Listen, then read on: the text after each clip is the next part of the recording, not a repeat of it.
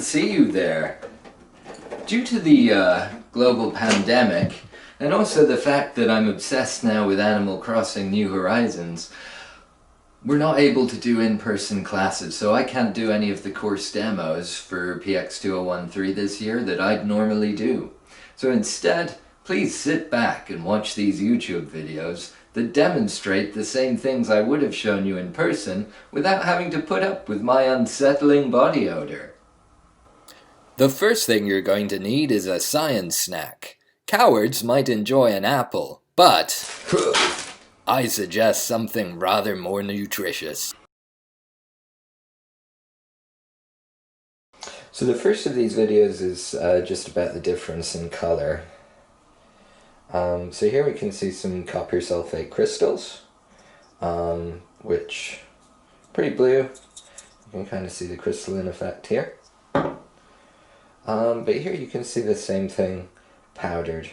And the clear difference that we want you to notice is, of course, one is whiter than the other, and the reasons for that are discussed in the colour lecture. It's to do with the increased reflectivity of every wavelength of the more finely powdered thing. So you can try doing this with a pestle if you buy some of your own, crush it down, finely powder it, you'll see the difference. To do this simple interference experiment, all you're going to need is some kind of laser pointer, a glass slide which is just been painted black with kind of carbon paint. So you can see one side is shiny, is very glossy, and the other side is just painted. And then you want a wood block with a piece of paper. And the final thing you're going to need is some kind of knife.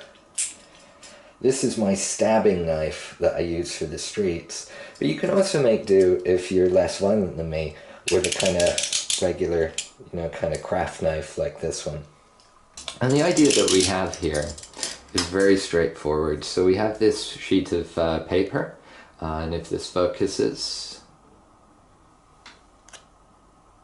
you can see that the size of this, the thickness of the piece of paper is about 0.15 of a millimeter. And we just want to take it and press it tightly against this wooden block. So we press down hard on the wood block and then keep this bit of paper just tight against the edge of it. So I'm going to do that now. Holding it like this. Now, if this were in the lab, I would encourage you to have a partner do it, but unfortunately for me, but fortunately for all women, I live alone, so I have to do this myself.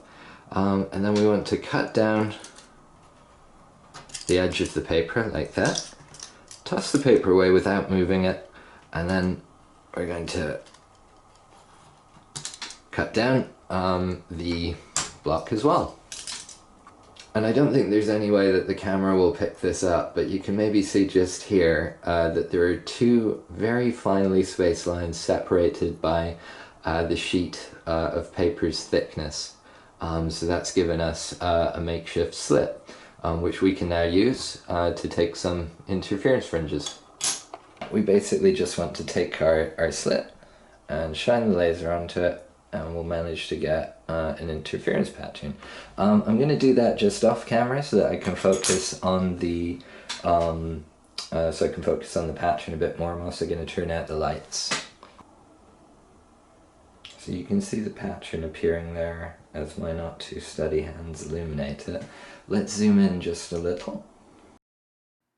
And here we can see, clear as my voice ringing out in a crowded lecture theatre, fringes as beautiful and distinct as Harry Styles's.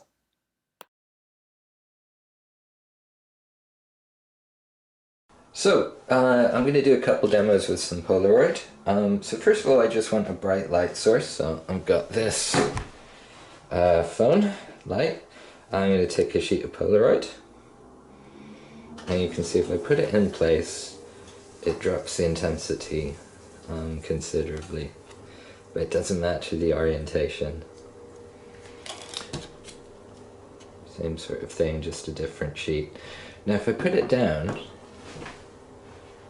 you see the effect's a little easier to see because the the camera isn't compensating for the brightness quite the same way when it's not going straight in.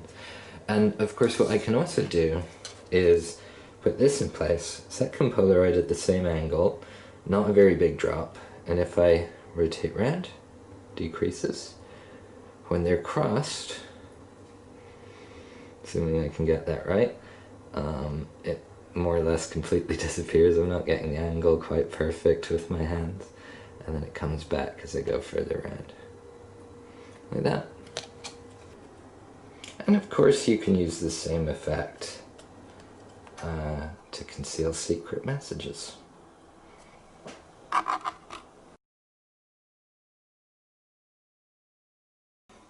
So this next demonstration makes use of some simple things. So we have a mirror, which I'm not going to show you too straight on because, you know, I don't want you to see me.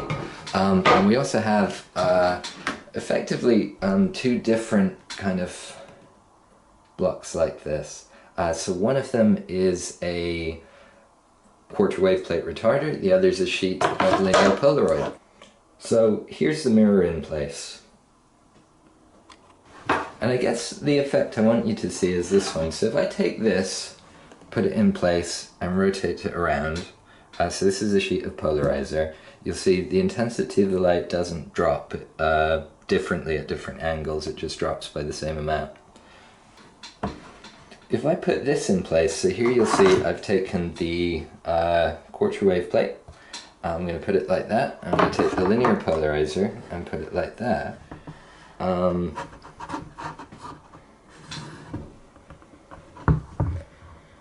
See the effect. And of course if I take it away, put it back in place, and what if I put it the other way around?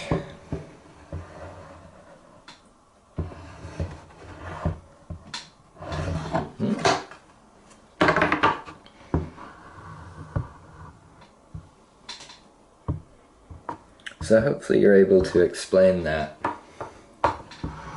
by thinking about what we've seen in the course. And you can see if I change the orientation, the effect changes as if I alter the angle.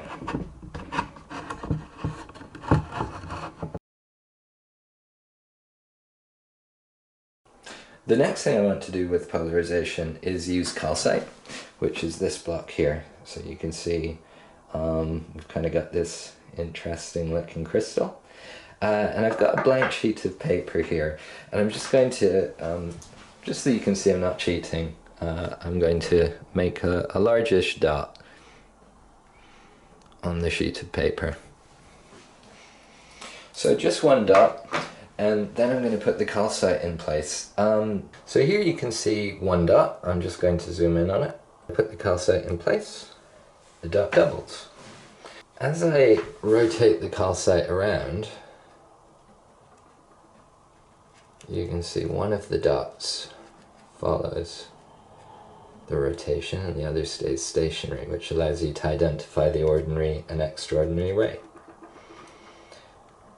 So let's put it in this configuration, and then I'm going to take a sheet of Polaroid, put it in place. You can see as I rotate the Polaroid, first one dot disappears, then the other, then it comes back, like that. The lecture should explain why this occurs.